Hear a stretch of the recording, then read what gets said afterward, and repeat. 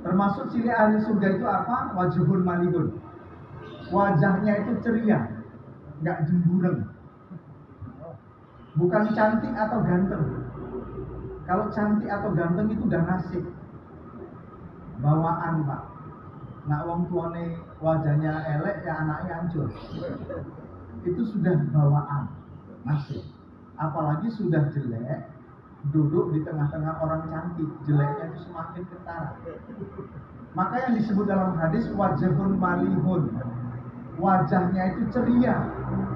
Cobalah sekarang ibu tengok wajah kawannya, ada yang sedih atau enggak? Satu di antara ciri ahli surga itu wajahnya itu ceria. Wajah ceria itu dari pantulan hati, hati yang betul hubungannya dengan Allah. Mungkin dia nggak bisa tidur di tempat tidur yang enak, tapi enaknya tidur itu dikasih sama Allah. Mau tidur di lantai pun sama Allah. Kenapa? Ada rasa dari Allah, kalau hubungannya baik, dikasih enaknya hidup. Gak bisa membeli makanan enak, tapi Allah kasih enaknya makan. Ya wis tambur-tambur. Insya Allah aja kalau makan terjadi. Maka jadi ahbab barokah. Ahbab barokah itu awalnya lebih subur daripada tingginya. Dan tapi nggak apa-apa, dinikmati saja. Wajhun malihun itu tandanya ahli surga. Dari sekarang seperti yang saya katakan, untuk mendatangkan kebahagiaan, senyumlah. Apa? Senyum 227. Tarik ke kiri 2 cm, tarik ke kanan 2 cm, 7 detik ditahankan. Itu akan mendatangkan kebahagiaan. Jangan ditarik ke depan, itu namanya manyun. Ya kan? Senyum 227. Mudah-mudahan kebahagiaan datang. Wajahnya jadi indah. Ya? Walaupun kadang harus senyum-senyum sendiri, gak apa-apa. Orang gila itu seneng gitu. Kenapa? Pikirannya gak terbebani dengan kehidupan. Namanya itu sudah masjud. Ada wali disebut namanya wali masjud. Masjud itu artinya tertarik. Senengnya sama Allah itu sudah menghilangkan hukum sosial yang ada di lingkungannya. Senyum-senyum sendiri. Enaknya menatap hidup. Ya Allah, hebatnya Allah. Hari ini kok dikasih hidup seenak kayak gini. Kayak apa surga nanti lebih enaknya itu. Karena surga itu diceritakan lebih enak, lebih hebat. Enaknya lebih dari apa yang kita ceritakan. Maka mesti senang ya Bu ya Pak. Walaupun pisah dengan anak, pisah dengan istilahnya kerjaan dan tetangga, keluarga. Udah, perjalanan orang beriman itu perjalanan menuju surga. Hatinya senang dalam menjalani perjalanan itu. Kenapa? Tahu tujuannya. Lalu yang kedua itu lisanun fasihun. Ngomong dari sekarang pengen yang bagus dialami, ngomongnya yang betul sebagai doa. Fa'inal malaikat ayu aminuna ma taqulu. Malaikat itu mengaminkan apa yang kamu ucapkan. Orang yang pengen hidupnya tambah enak, tambah bagus, mulai sekarang itu natap orang pertama dengan tersenyum, yang kedua ingin kebaikannya. Sehingga yang pertama itu terlintas pengen selalu mendoakan orang yang kita ketemui, dan doa itu pasti balik sama kita. Seperti yang saya ceritakan, bahwa doa seorang muslim kepada saudaranya yang didoakan gak tahu dia, itu akan nanti balik doanya sama yang mendoakan. Makanya nanti pulang dari sini setelah dapat kaji ini, ketemu siapa aja di jalan, lihat apa saja di jalan, doakan. Ada orang perkampungan, orang yang bukan Islam, ya Allah bagi dia hidayah, bagi dia hidayah. Ada orang jualan, bagi dia rezeki. Ada orang sakit, doakan dia dengan kesehatan. Maka doa itu balik semua sama kita, dan itu betul-betul istijabah, mustajabah. Kalau doanya nggak balik, berarti kurang sering. Disering-seringkan. Misalnya ibu lagi sakit gitu, pengen sehat, jangan minta sama Allah, ya Allah sehatkan saya. Itu banyak penghalangnya. Penghalangnya apa? Dosa-dosa kita. Yang nggak terhalang itu doa untuk orang lain, yang doa itu pasti malaikat mengatakan, malaikat yang maksum, begitu juga dengan kamu, begitu juga dengan kamu. Jumpa orang, ya Allah berikan, seandainya bapak sakit, kurang sehat, sakit nggak ada, kurang sehat. Nengok orang, sehatkan dia ya Allah, sehatkan dia. Bayangkan sampai 100 orang ketemu didoakan dengan sehat, balik itu Pak kesehatan sama dia. Tapi kalau sudah banyak doa kok nggak sehat-sehat, sabar. Karena boleh jadi Allah masih mau mendengar doa-doa kita itu. Kayak ada orang ngamen Bu, datang, ya kan? Udah mukanya jelek, baunya nggak enak, kan gitu. Suaranya cemplang. Nyanyi kalau bisa nggak usah lama-lama, kasih duit aja kalau udah ada. Nah, tinggi dia kan. Coba yang nyanyi itu orangnya cantik, wangi, suaranya itu merdu gitu kan. Kalau bisa lagunya dituntaskan, kalau bisa tambah Pak, ya kan? Begitulah kadang doa kita sama Allah ini perlu, kalau belum diijabahi ya sabar.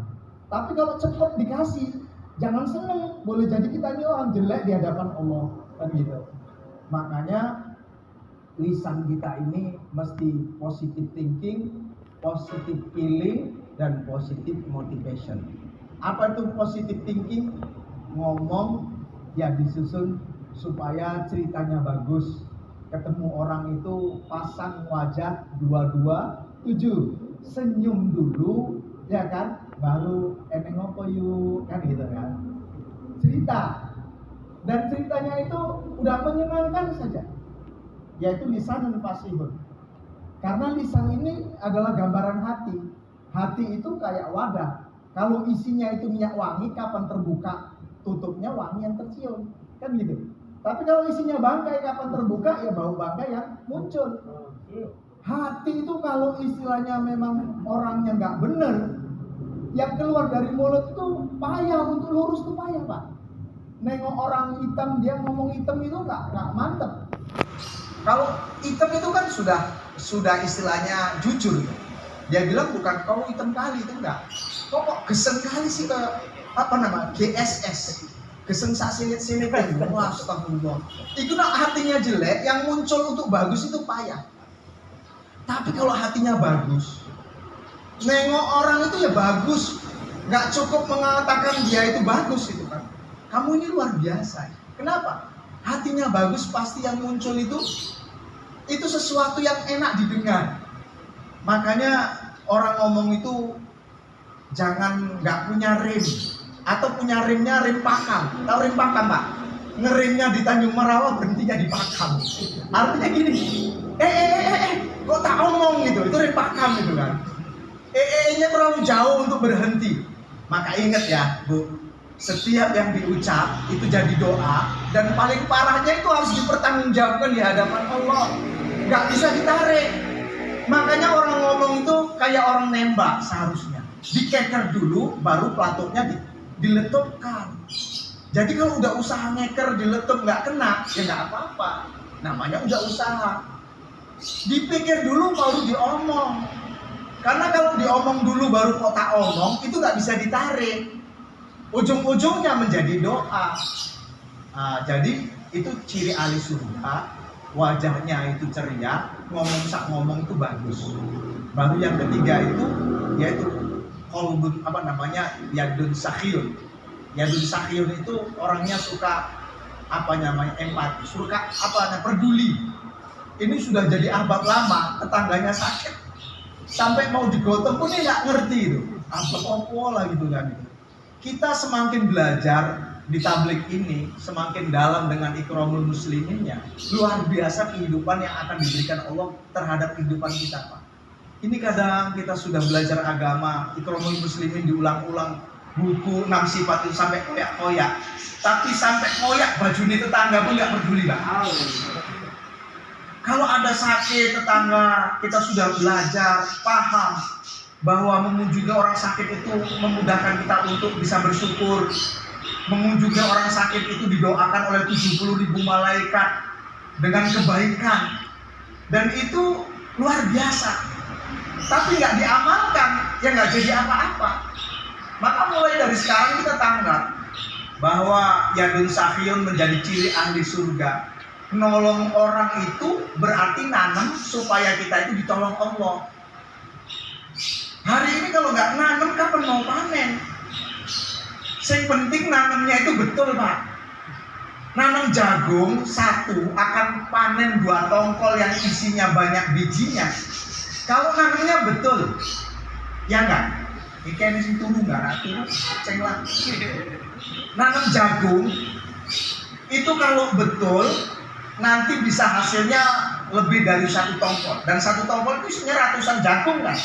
Kalau nanamnya betul, kebaikan itu kalau betul ditanam, itu nanti menghasilkan kebaikan yang begitu banyak dari Allah.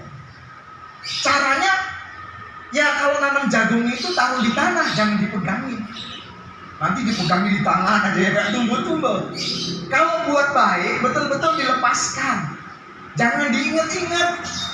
Ini berbuat baiknya sekali, tapi ingatannya sampai bertahun-tahun. Gue inget gak, dia nak ngai gula 1 kilo kan. Saya kira gue kok mau kayak wolong on. Sing siji bilang, ya wolong on wajar lah yuk, biar kan harga gula kilo, saya kilo. Kebaikan sekali ditanam, tapi ingatnya bertahun-tahun nggak lupa Pak. Dan ingat ya, orang kalau senang berbuat baik, itu Allah pelihara, kehidupannya dipelihara. Tapi kalau orang sudah nggak suka berbuat baik, hancur dia Pak. Ayam Pak, kalau masih bertelur, selamat dia. Ditangkap ayam kampung itu yang tidur di pohon, ada Pak ya. Rupanya ayam perempuan, disogok pantatnya, rupanya ada telurnya. Oh, isi sedekah, isi berbuat baik, ayam ini sayang, dilepas. Oh seneng kali ayamnya Pak. Oh rasido, yang sana sini kan gitu kan. Kenapa? Nah, dia masih berbuat baik. Orang kali masih membuat manfaat buat orang lain Pak. Allah pelihara dia. Kehidupannya masih enak. Yang penting nurut sama Allah.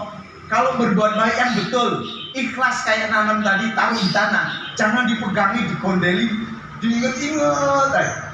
Duit salah akeh nggak pernah ingat, tapi tanam satu kebaikan nggak pernah lupa. Padahal kebaikannya belum tentu diterima, kesalahannya belum tentu dimaafkan Allah. Lagi itu kok berjalan itu nggak merasa apa-apa. Makanya tanam kebaikan namanya yadun sahyun. Orang yang suka berbuat baik itu tanda ahli surga. Dalam bahasa saya namanya merawat terumbu karang. Kalau ikan di lautan terumbu karangnya dirawat, nggak dihancurkan, cari makannya mudah.